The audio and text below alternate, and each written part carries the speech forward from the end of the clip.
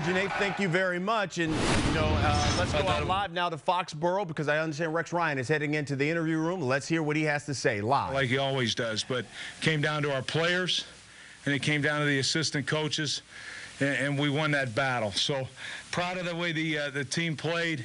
Outstanding effort.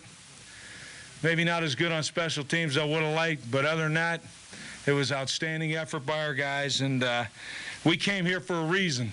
We said that, we believe when maybe never, everybody else never believed this or whatever, but we believed. We worked too hard to get back here, and we came here for a reason. We thought we were the better team. Now, clearly that Monday night game, we weren't. They were clearly head and shoulders better than we were, but I knew that if we applied ourselves and we played the way we're capable of playing, we could beat them. And that's exactly what happened. So we're moving on. Same old Jets, going to the AFC Championship game 2 years in a row. The only difference is we plan on winning this one. Rex, could you talk about your defensive game plan and Mike Pettin? It was brilliant how much pressure you were able to put on Tom Brady. Well, it was a good game plan until that last drive. Apologize to the fans. Gave up like a 70-yard drive there. But, it's great. That's a heck of a football team that we just got through playing. They're going to make plays on you. We thought we had a good plan. But the plans are useless without, great play from your players. And our guys bought in. They did a great job. It was a total effort there on defense from the pass rush to the second level and obviously to the deep guys. So just a great effort. We knew we had a good plan. And, again, I tip my hat to the players and the assistant coaches. Rex, how about the job Mark did? 3 touchdown passes, now he's 4-1 in playoff games. Well, he only had 127 rating. So, 127.3. I'll take it. The thing is with this young man, he's just getting better.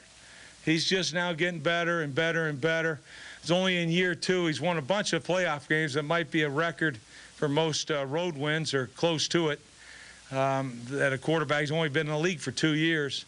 And he's... like I said, I mentioned last year, I go, one day he's not going to be looked at as weakness of the team. He'll be looked at as a strength. And I think you're seeing that right now. He did a tremendous job. And I tell you what, our receivers played great. They all 3 of those guys contributed, from Santonio with a touchdown. Braylon had a big game. And Jericho Cotchery had a huge game for us. So really proud of our effort. I mean, took all of us. We had a bunch of mighty men in there, and we showed up for 60 minutes, and that's what it takes to play against a great football team, and obviously going against what I think is the best coach in the league in Belichick. So, we came here for a reason. We got the victory. Can't be more happy.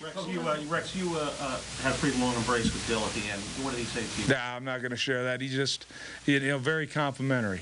Rex, Brady's body language in the pocket was completely different from the Monday night game. How were you guys able to apply that much consistent pressure to him and get him on nerve? Well, you got to mix it on him. This isn't the first time we've ever played good on defense. I mean, we know a little bit about playing defense.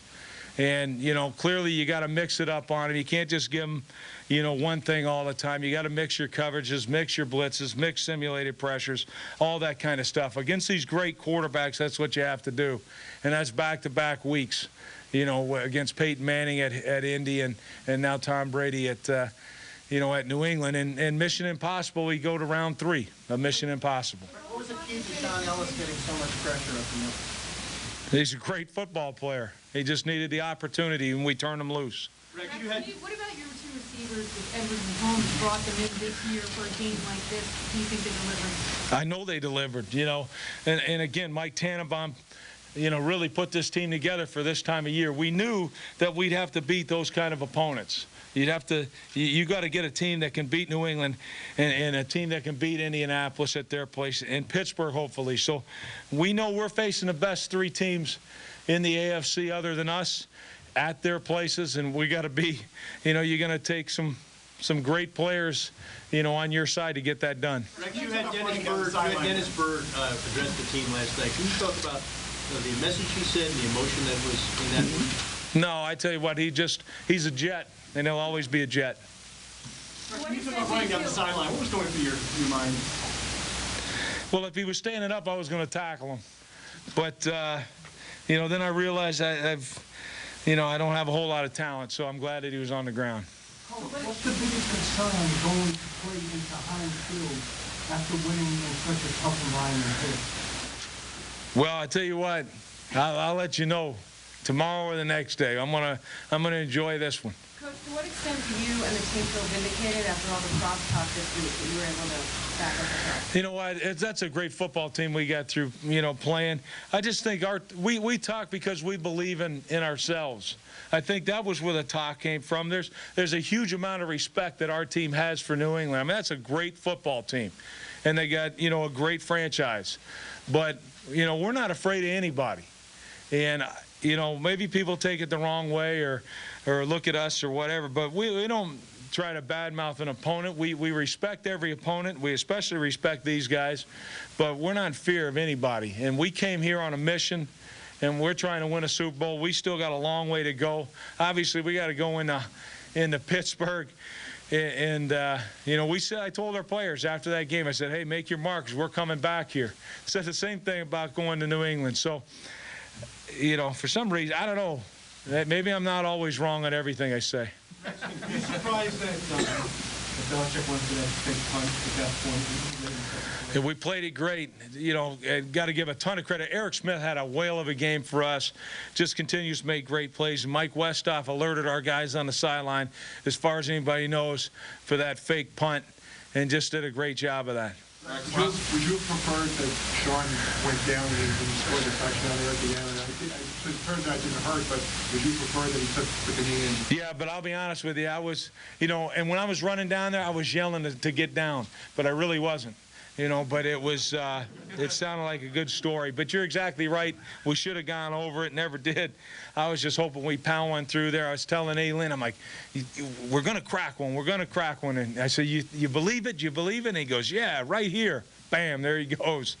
And, no, but I did, earlier in the week I took a header going down some steps, slipped on some ice, went about 5 feet. But I still wasn't going to miss this game. Rex, the last time you played Pittsburgh, at the end of the game, you said to Tomlin, I'm pretty sure we'll see you guys somewhere down the road. What was it about them that you thought that way? A great football team.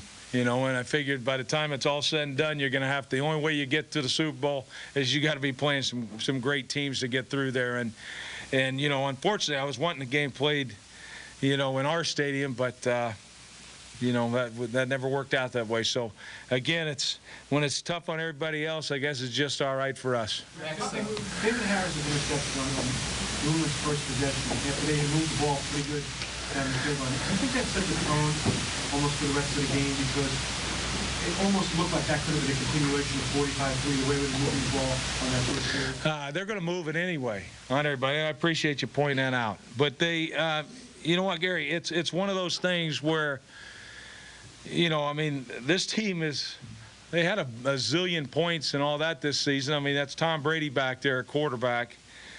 He may not study like Peyton Manning, but he's pretty good. And, it's just we finally got an interception against the guy. I think he'd only thrown like 400 passes without one. So we felt pretty fortunate. I was hoping that David would outrun those linemen that tackled him or whoever it was.